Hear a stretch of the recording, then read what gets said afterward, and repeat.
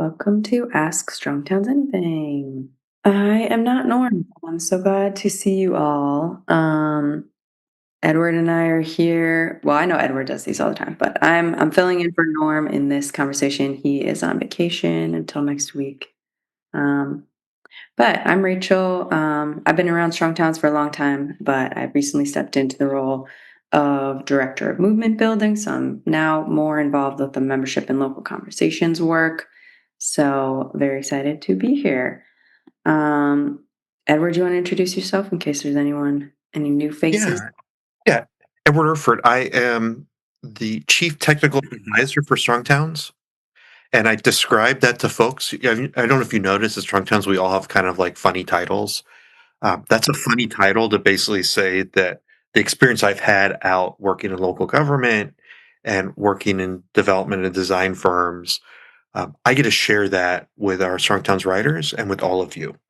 So those of you that are sitting in City Hall, those of you that are working on master plans, those of you that can't figure out what public comment is in the Planning Commission, I've been on both sides of that counter, and I am happy to help give some of that insight and share what I know, and also kind of encourage all of you to share what you know about that. It's Ask Strong Towns Anything. I know some of you had submitted some questions ahead of time. I'm trying to link up what came in questions and who's all in the room. I But I saw, yeah, I flagged one from Aaron and one from Danny, and I know Kip sent a few that I need to just pull up really quick. But yeah, and then yeah, feel free if others have questions too. yeah, so these are intended to be free-formed. I know lots of you show up and you love to hear what's going on, and feel free to jump in at any time. You can raise your hand, you can drop stuff in the comments. But I'd like to open the floor. Is there somebody joining us today that has a burning question that they're struggling with, or a local issue that they want to share that they like to get some feedback from myself or Rachel or anybody in the call today? Yeah, Warren. Okay, thanks. Thanks very much. Yeah, I did back in last August, I guess.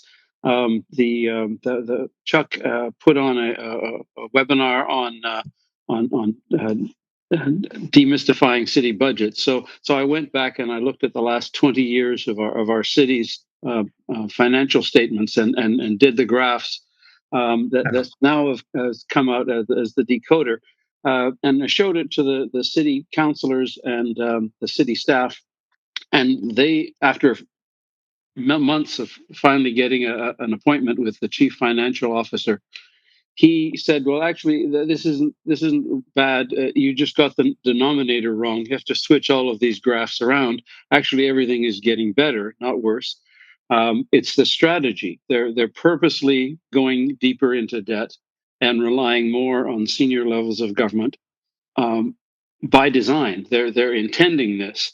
They can't talk about it publicly because it sounds so strange, but they're actually doing this on purpose.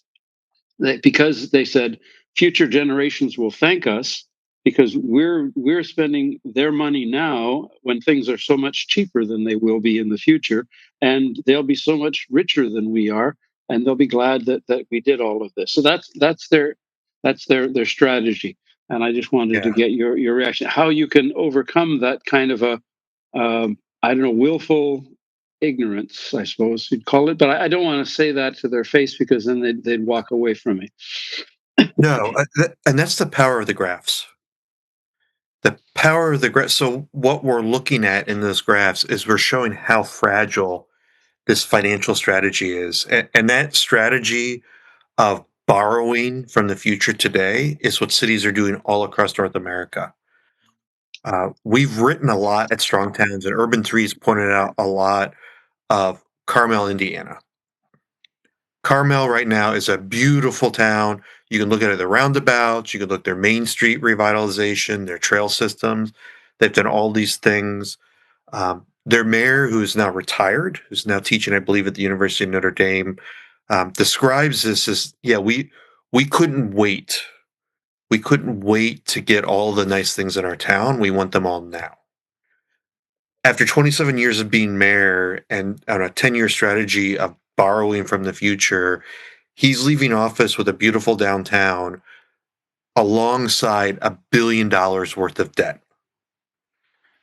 So in Carmel, Indiana, what happens when a pump station goes down? What happens when all the new people that moved into all those apartments in the downtown now want to see the downtown streets repaved or the park needs to be redone? We have not accumulated enough wealth. We've not accumulated enough tax base to cover our expenses. And what we see again and again in the development pattern, it is the growth Ponzi scheme. And every time I describe the growth Ponzi scheme to financial officers and elected officials, they they all push back. Like money and finance is like the number one thing that we get pushed back all the time on. Um, so maybe you don't use the term growth Ponzi scheme, but if you look at the strategy, we are not accruing the wealth we need in these investments that will fund the long-term maintenance and liabilities.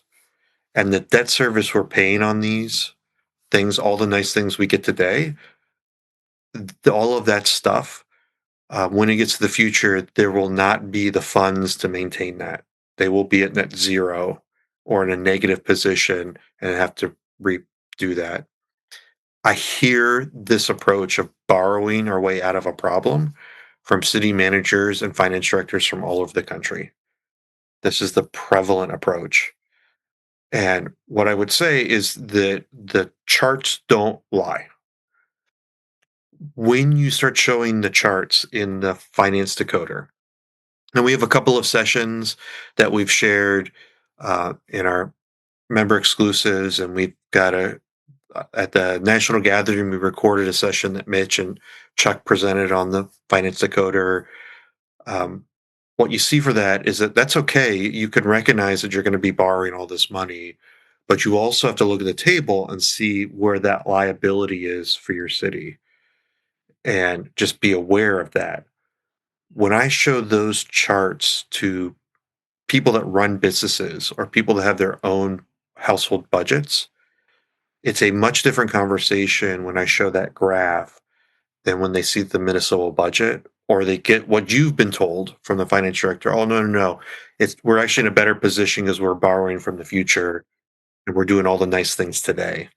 My advice is to continue to share that, continue to let your finance directors, your city managers, the people at City Hall explain what they're doing in their strategy. Because the strategy of digging that hole of all that debt, being um, understanding all of that stuff actually has a replacement cost to it and a liability. Just let them explain through how and where the revenue will be in the future to pay that debt. Because what they're basically doing is like if you were to go and get 12 credit cards and max them all out because you wanted to have all nice clothes and eat the best restaurants and go to the best concerts, that's what they're doing. And you're living the best life right now, but we know what happens when we don't pay that credit card bill. And in cities, it's extremely painful when they get to those situations. I think he wants to look bad so that he can get more money from the senior levels of government. I think basically that they're doing it on purpose so that they can look like a pauper when they're begging for more money from senior government.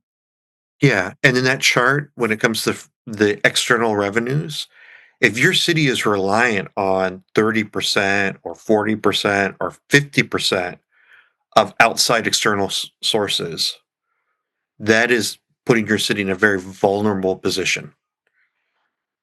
That means that you have to be at the state legislature every time they meet because if the state legislature sneezes or they have a budget shortfall, they're going to remove one of your budget sources, one of your revenue sources.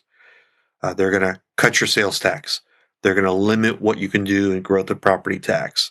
They're going to restrict the ways that you can collect revenue within your community. That puts you in a very fragile position.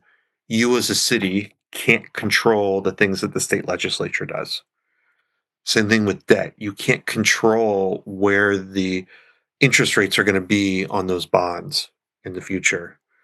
And if you're not generating revenue, if you're not generating wealth, if you're not showing that you can actually sustain yourself, um, that is a strategy. There's nothing wrong in those charts, but what it does is it better informs our decision making. And in fact, maybe you'll have council members or people in your community that say, look, it's great that we're getting 50% of our revenue from this for our city from the state.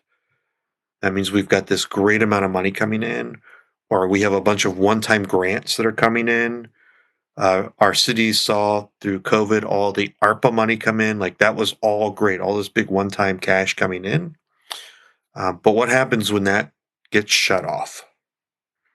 So if you look at a lot of the cities, that I found this fascinating. All of our cities received an enormous amount of money in COVID for ARPA. So you see that I think most of them start to show up on the budget rolls, I think in 2022. They vary a little bit of where, like when the city got it and where they spent it. So you can see that there's an increased revenue in the city because you have that influx. A lot of cities were able to use that and disperse it in places to stabilize some of their pieces. The cities that took the ARPA money and they said, "Oh, let's go buy all the new fancy things. Let's do the road widenings. Let's do the new parks. Let's build the new civic buildings," that increased the liability on their rolls. You'll see that when all that revenue came in, they're in a worse financial position than when they started. Yeah, ARPA is the American Recovery Act. So out of COVID, Congress went and gave out huge amounts of money to cities to offset all the things like how all of us as individuals may have gotten checks from the federal government because we weren't working. Businesses got reliefs. Cities also got that money, and it was initially dedicated for first responders to COVID and stormwater management. And so much money went out, it went directly to cities. So much money went out that Congress, every time they met, freed it up more and more and more. So my city of 5,000 people ended up with almost $2 million worth of cash influx from the federal government to combat COVID. So a lot of your cities will see that in their funding source. You'll see that in budget year slightly, but I think it's 2022. People may correct me, but you'll see all of a sudden there's this big cash influx that's not a grant. And then the finance officers manipulate it and put it all different places. But yeah, communicate, share, talk through, be humble with it.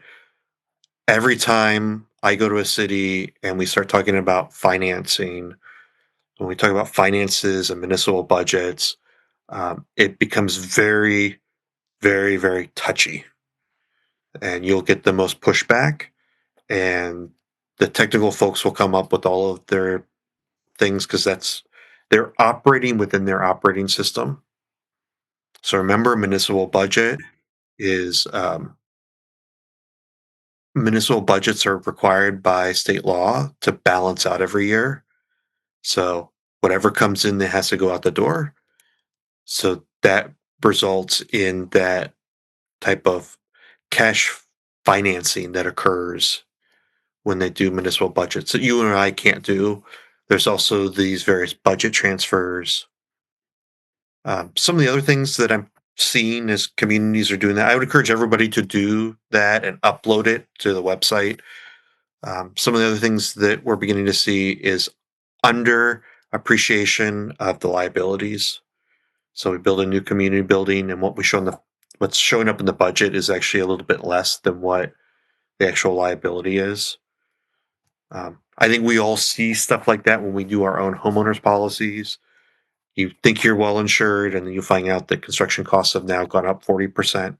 Yeah, just a quick question about that. I've actually been working with an accountant here, and we're putting together, I think it's 7 municipalities in our metro area. The ones that actually follow GAP. I should say, that have the ACFRs that we can use. How would we catch that as far as like the liabilities not being accounted for properly? Because Yeah. that's definitely a concern. Yeah, when you look at that line item, one of the 16 numbers, and it shows what the liability is, you can start to correlate that to what the investments are. So it's a line item to look at. The way that Strong Towns is set up, the finance decoder, is that we're not asking you to do any complicated math. We're asking you to look at all the CAFRs and look at all the audited budgets and just hunt down.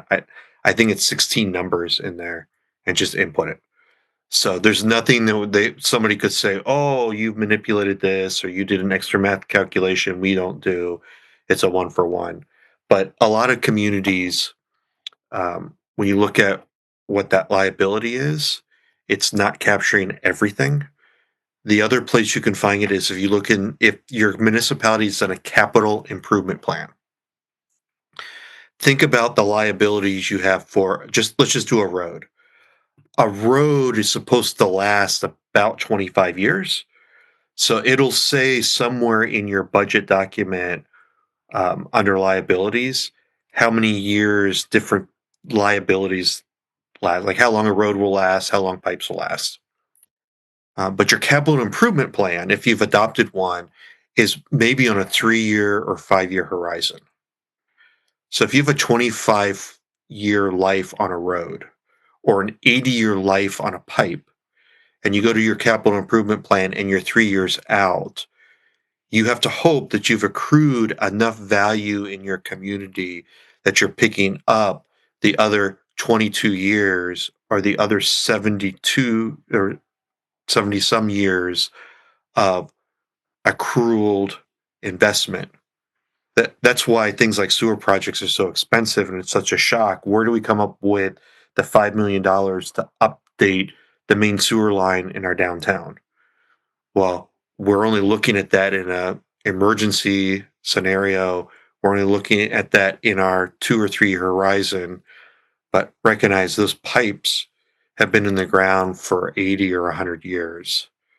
So that's another, like, as you dive into that, when people say, okay, we can borrow more.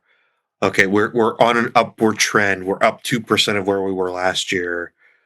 Just recognize that there's this other stuff out there that has not been fully accounted for. And I'm amazed how many cities have not completed a capital improvement plan.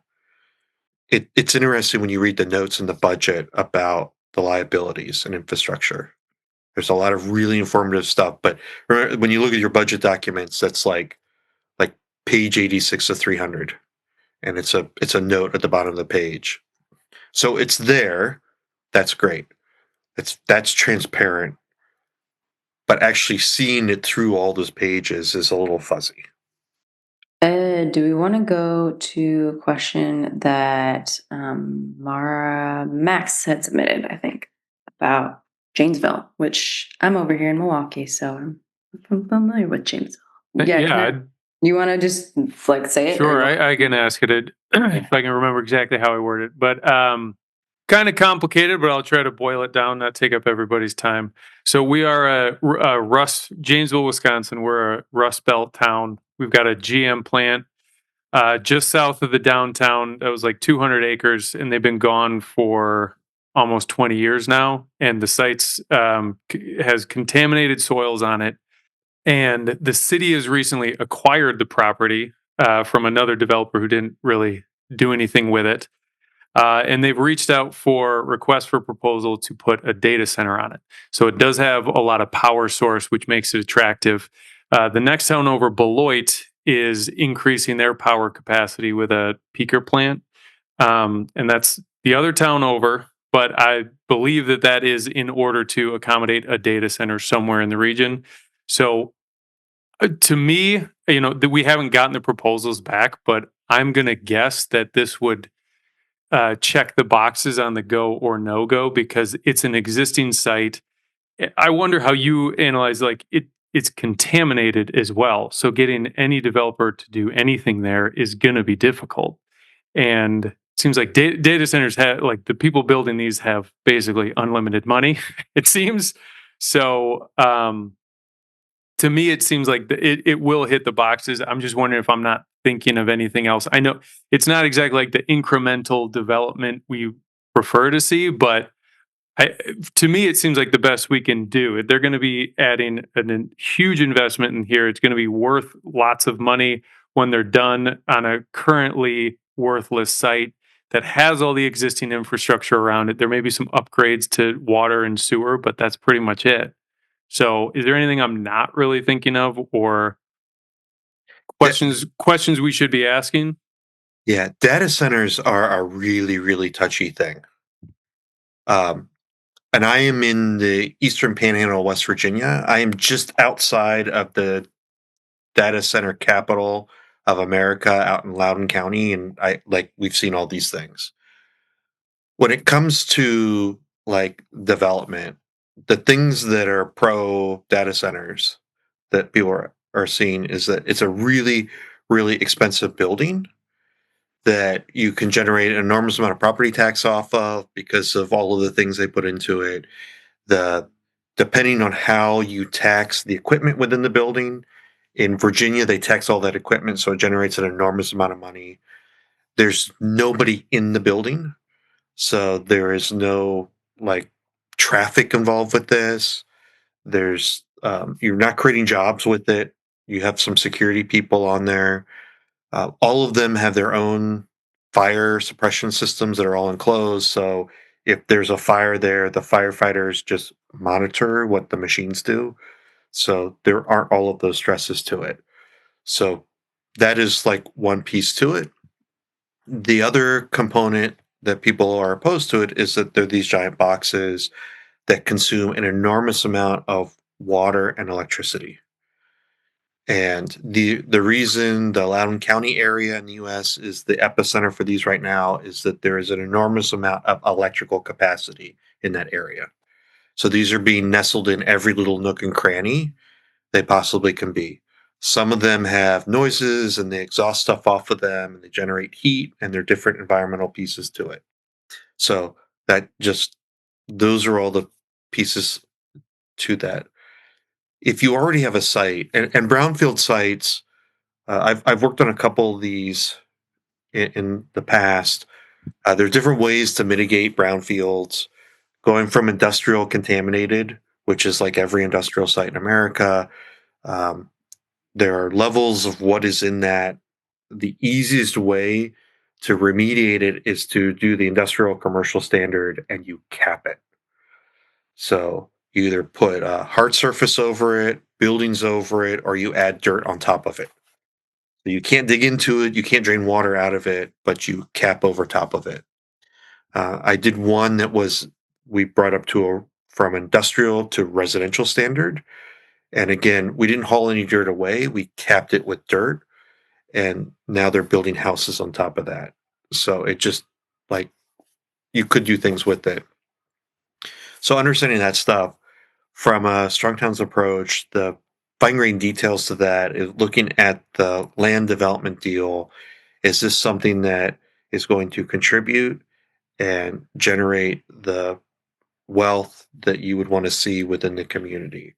Or as a community, as your economic development board or city council or state, giving a bunch of tax breaks to this, giving a bunch of variances, allowing them to come in uh, and not generating that additional revenue that you need just to run a city. So those are the things to kind of look at. Locally, it is your decision to think about whether this is the right use for that site. From a strong town side, that is something locally you should be thinking about. The next piece to it that gets into a little bit more of the strong towns thinking is with this: is this a development that is coming in and generating that wealth, or are we subsidizing that development at this location? And that would be that's a local decision. Are they setting pilot agreements and TIF agreements, things like that? Um, those are the areas that one might challenge and really look at. It's no sense for the city. This is not going to bring in lots of new people for an extended period of time. So when you think about that type of Mhm. economic return, the long-term return is what they're paying on property tax and equipment taxes and stuff annually on that property.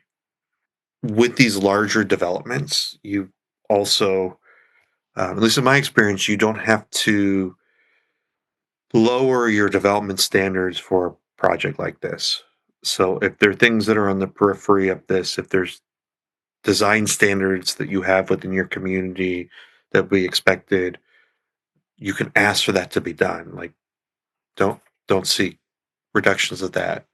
But this is not generating, these generally don't generate traffic. It's during the Mhm. construction they bring all the people in and they have all the trucks and all the stuff. But once they're built, it's a giant warehouse that Yeah. all the materials coming through a fiber wire into the building. But I also saw in your question about like the housing side, um, because it sounds like your community has dialed in the economic development side for commercial business and commercial development.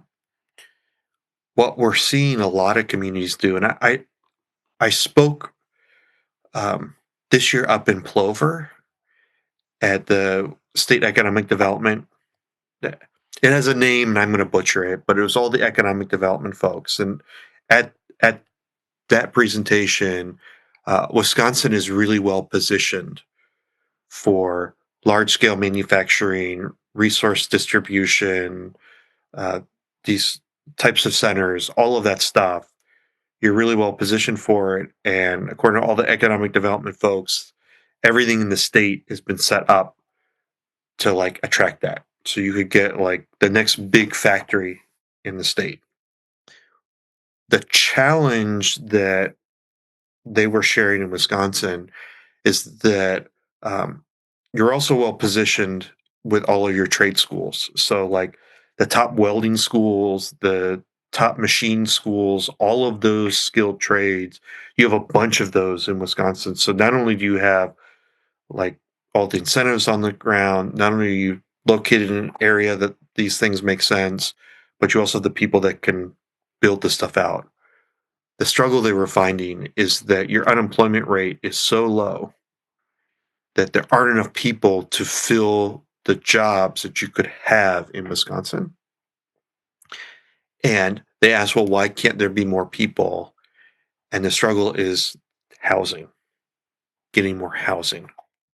Mhm. And what the economic development offices are actually looking at, what they were talking to us about at Strong Towns, was how do we take our economic development tools to attract that next John Deere manufacturing facility to actually attract and get another 300 homes in these communities. How do we start to build that so that when somebody that grows up in one of these communities that goes to the trade school that becomes a skilled stainless steel welder, how do we make sure there's a home so they don't have to go to Tennessee for a job?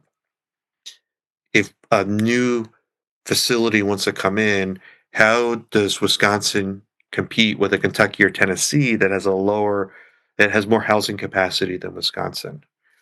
And the tools you're seeing from economic development, I would encourage that in more cities to take the commercial tools and that commercial mindset and carry those same things towards housing and think about that as an investment. And that is something that actually doesn't cost the city anything. You don't have to set up a pilot agreement. You don't have to go out and invest in that. What it is getting the cities aligned so that you can streamline the delivery of housing. You can thicken up neighborhoods. You can allow Mhm. for a variety of housing types because that's every community needs that. But it was astonishing in what I saw in your part of the country in Wisconsin of the demand and need. Yeah, Janesville has, like I said, we were a Rust Belt town. We're like really still recovering from GM leaving, but housing prices have shot up in our town as well. But the city is redoing its zoning code, which is like basically from the 70s. So I'm hoping that there will be a boom. I think we're hoping there will be a boom in housing development soon as well once they complete the zoning reform. But there's still some, like people on the city council who have been there since the 70s, I think, that are a little worried about, like, oh, anyone can build an ADU and they don't have to ask for permission. Like, so we'll see Yeah. how much the changes go, but it seems like there will definitely be allowing for more density uh, in one form or another, and we're trying to do what we can to, yeah, make sure that they go further. Well, on the housing stuff, I mean, it's like it's such a critical issue. If there are things that we can help from strong towns, would love to help with that. And in the communities that we have spoken at and working with other members and local conversations, a lot of that just starts with familiarizing various housing types. So if we would go into your historic neighborhoods, are there already duplexes? Are there already rear yard cottages and garage apartments? And just showing people what they are. So it Yeah, is this alien thing that they become more familiar with it. And then there's yeah, lots of strategies cities have taken about where do we have the least resistance that if that gets adopted in the city, where is there the least resistance to it? Let's start there so people can test it and become more familiar with it so that it isn't an all out no across the city, but it just is like we're going to just focus on a core neighborhood that is open to a fresh idea. yeah. I live in one of the older neighborhood parts, and there are a couple, like, old mansions that were like 7,000 square foot houses that have been converted into multifamily. So, but I'm not sure if that happened in like that probably happened in the 40s or 50s where it converted before they um people started, I talked yeah, to some folks living in in it. Kettering, Maine, and they had a really fascinating thing that they've been doing with their housing. Like they have a housing group that's kind of like a planning commission that's elevating housing issues. Kettering is a really difficult place to build because of all the environmental issues, and everybody has these preconceived notions about what housing looks like and what they think they should have in their neighborhood. They have a very rich history of housing types, even though their zoning code may not say that. At the hallway to where the post office is, where everybody goes for their mailboxes, that's also the hallway to the city hall offices. And they have pictures of all of the housing types in their community that are the duplexes and the small apartment buildings and the mansion apartments. And they have beautiful photographs of them with the address and location and how many units are there. And they just introduce that idea in the city. So everybody has to walk past that to get their mail or to attend something at City Hall. And they start to remind them that, oh, yeah, on Elm Street, I remember that's Mrs. Smith's house. Of course, that's 3 units. Or, oh, I see that one. That's like Mr. Rogers' house. I remember my grandparents used to live in one of those rear cottages. And that kind of very simple approach of showing what's on the ground helps to familiarize folks before they get caught up in all the zoning language and use tables and all of that type of stuff.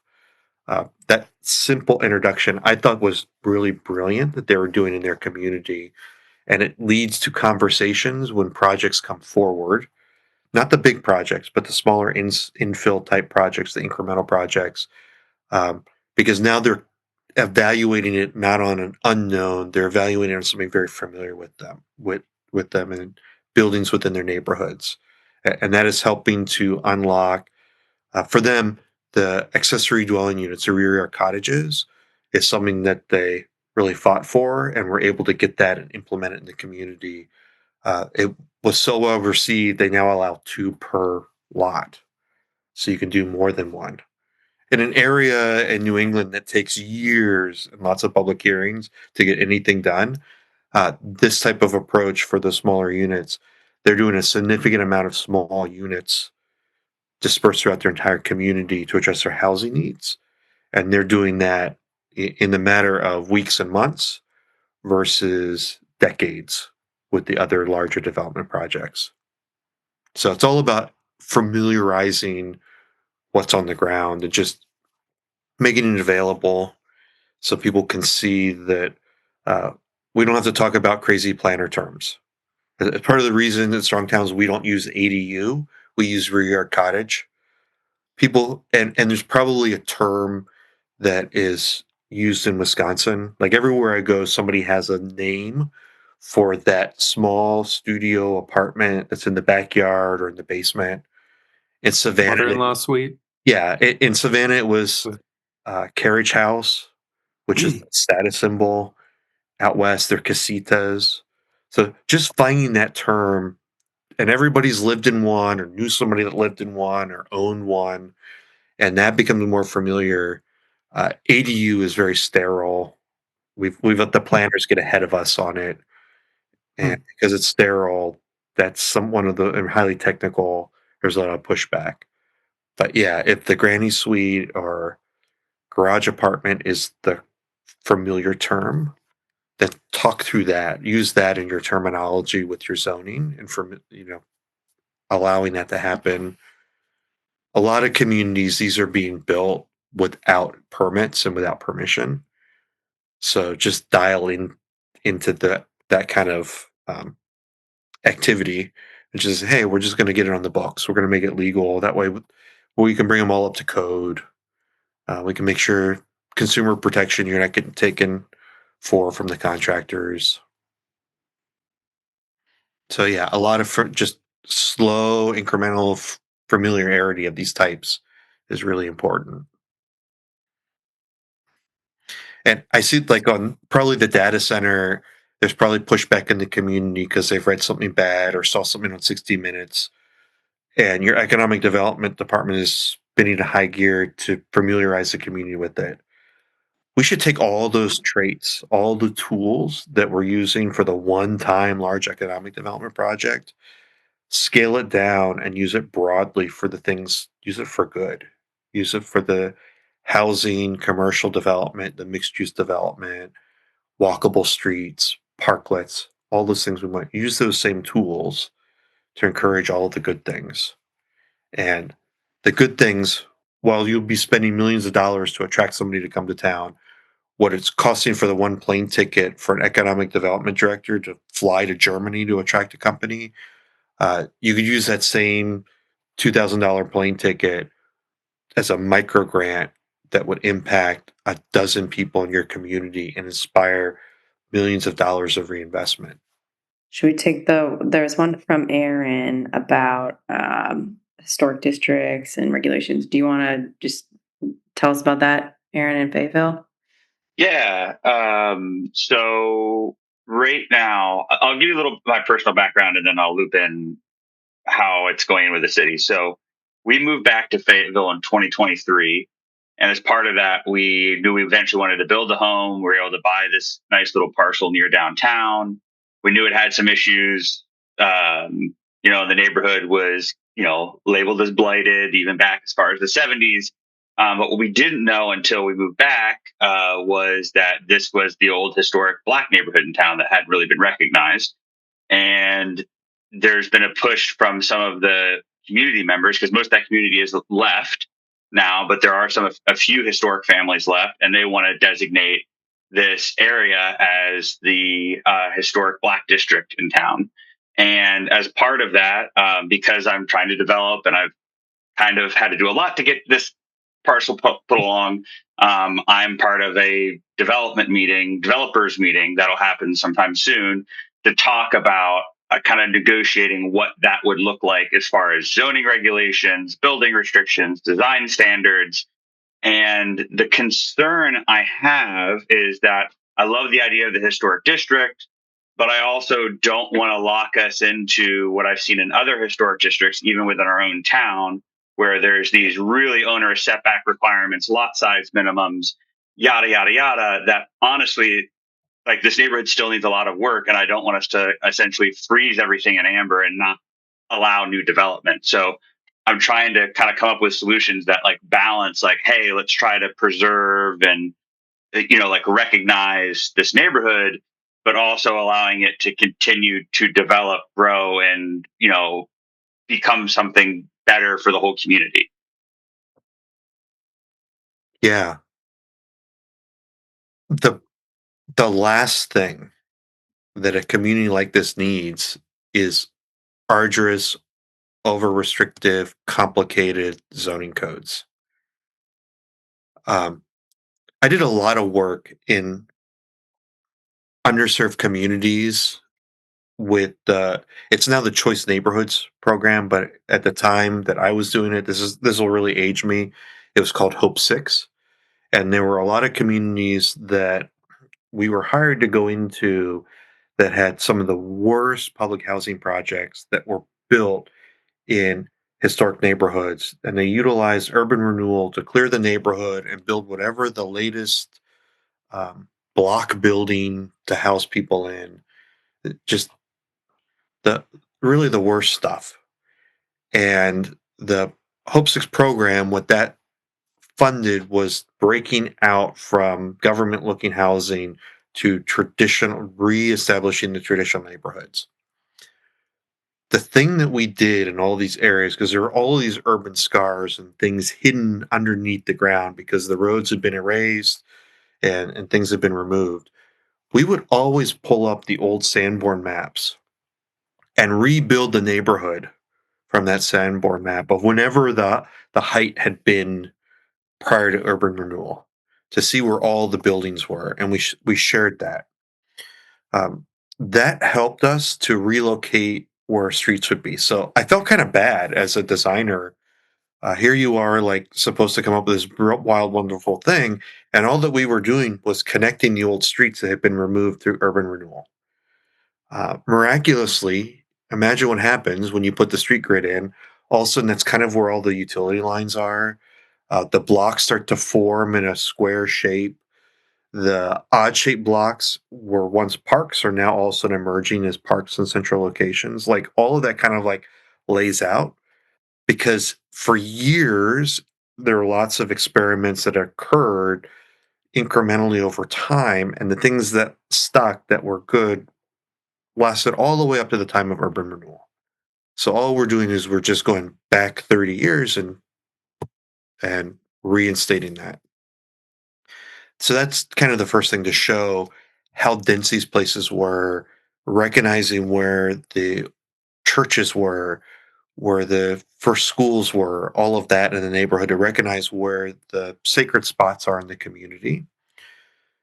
The other piece, and I'm going to attribute it to Rebecca Kick up in Kalamazoo, Michigan, but I've also heard Allie Quinlan talk about this through Incremental Development Alliance. It's the cuteness factor. So instead of approaching a neighborhood with setbacks and forms and use tables, look at the neighborhood through the historic pictures, talking to the folks that grew up in the neighborhood, and show them cute buildings of today that emulate the neighborhood as it was. And you need to get a calibration for that. Sometimes that's well received. Sometimes there's some pushback because there's a modernization request. But start with the things that people can identify that are cute and identifiable to the neighborhood using the architecture, the colors, the forms, the things that look like the neighborhood that celebrate those pieces and say, this is what we'd like to show. Now, you've done enough of this work to know what size building is going to fit on which lot and what type of floor plan is going to work in those areas. So you have a box that works, a chassis that works that we're putting an elevation on of narrows and wides and all of those pieces. Get that catalog of homes adopted and accepted in the community.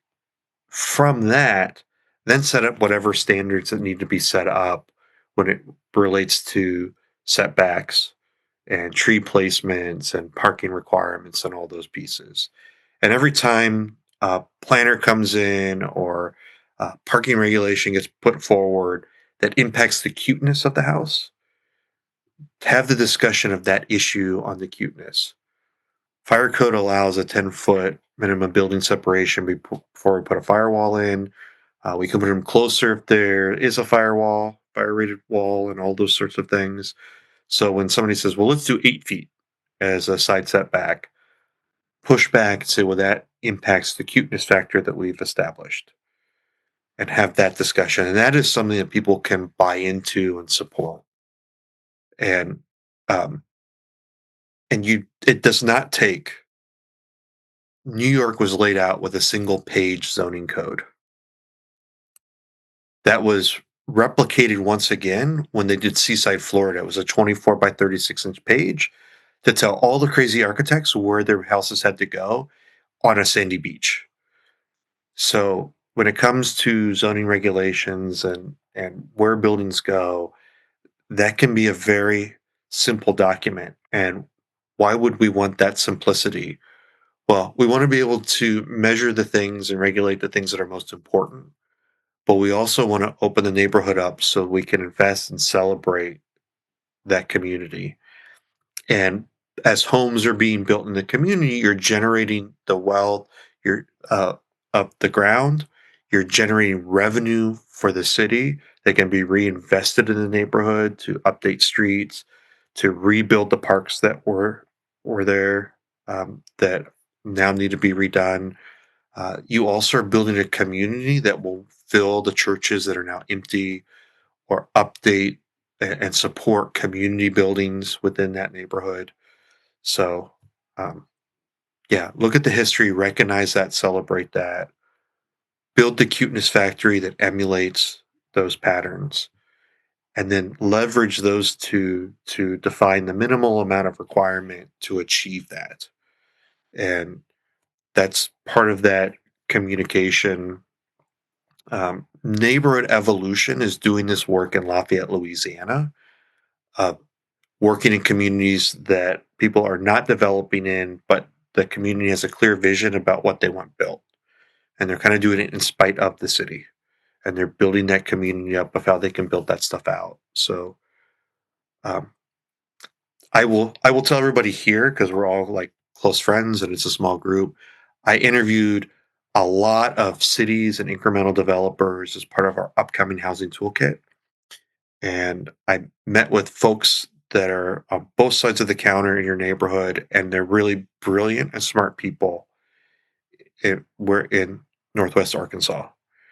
Um, so you have folks on both sides of the counter that can get this going forward if you allow everybody to think about it in a slightly different way. And keeping this open and recognizing that we can put all the restrictions on, but we basically are going to lock down the neighborhood, or make it so that we can only offer very expensive housing in the neighborhood versus that kind of incremental piece. So, um, from a municipal side, really helping them understand pro formas as regulations are coming in. That's a good conversation. Impacts on the cuteness standards. That's also a great conversation starter. Thank you. Anyone else want to do a final question here? Otherwise, Edward, is there any from the pre-submitted ones that interest you in particular that makes sense to address? Yeah, and I don't know if everybody saw, but Caroline did a really fun Instagram reel this week to talk about Ask Strong Towns Anything. So if you Oh want yeah. to go in and scroll a little bit, look for Strong Towns. Um, she makes this a lot like really fun. So Yeah. Oh, um, I'm getting a question from Thomas. Sorry, I just noticed that in the yeah, chat. How can I put a suggest to my local council alternatives to specific road widening projects? And what have you guys found that works best to get them to actually implement that change? Yeah, that's a big one. Very important one, Edward. yeah. Um, you've got to find what's keeping the project from going forward. So there's a couple of different ways to think through this. I use drawing, so all the shorts I do at Strong Towns and drawing, I always use the power of the pen to actually show a different alternative. And I'm very cognizant of listening to when there's a road widening project, it is occurring because it is a response to something: traffic, safety, It's because we get more money, like whatever the things are, to really understand what those inputs are. I have to also recognize that our transportation engineers are really good at designing the geometries of streets and getting lots of cars and volume through the roadway system, but they are not cognizant of the surrounding areas. They're not cognizant of budgets and land uses and all those pieces. Their job is just to design a highly efficient pipeline. So I started to have a conversation, and I do this locally with my elected officials about what we're trying to achieve in these types of projects. What is the struggle? 9 times out of 10, there are really inexpensive and cheap things we could do today to address whatever that struggle is. As a safety issue, we could do cones and paint. It's a capacity issue. Well, let's look at changing the signal timing of a traffic light. It's a parking issue. Well, let's go and look at how we're doing parking on the street. It's a speeding issue. Well, let's look at what we can do with cones and paint. All of those things, looking at all the different alternatives and having a conversation. Every time one of these projects comes forward, it's like we're going to apply for a grant that's going to give us a consultant to do design work, but it's 3 years from now till we get the funding, and then it's going to take them a year to do that work. Then once they do that work, it's going to be a very expensive project because we're going to have to go out for another grant for that. And on that, it's going to be another 4 or 5 years before we're going to get the funding and grant cycles to get it. So our kids will all be in college by the time that we get to that project. Most elected officials want something they can get out in front of immediately. They want to show that they've responded at a local level. So I always found money is a way to show if I can do something cheap with resources available and it addresses the struggle, that's been a good in for me. So drawing things, trying to understand what we're responding to. We don't need to respond to things that aren't problems today. So really looking at those pieces, um, kind of all those approaches. Many times I go places and they're like, "Oh, we need to widen the road, and by the way, we have to go and do eminent domain, and we have to take down the corner store or the little gas station to widen the road." And it's like, for what? So figuring that out. If there's a location on a map and you want to send it to me, I happy to look at that and think through how I would think about it. I'm not a roadway guy. I'm an urban designer. I know how to do lots of buildings. I've talked to lots of people. I've worked with lots of talented transportation engineers, and I just kind of walk through what we're trying to struggle in that area and have that conversation.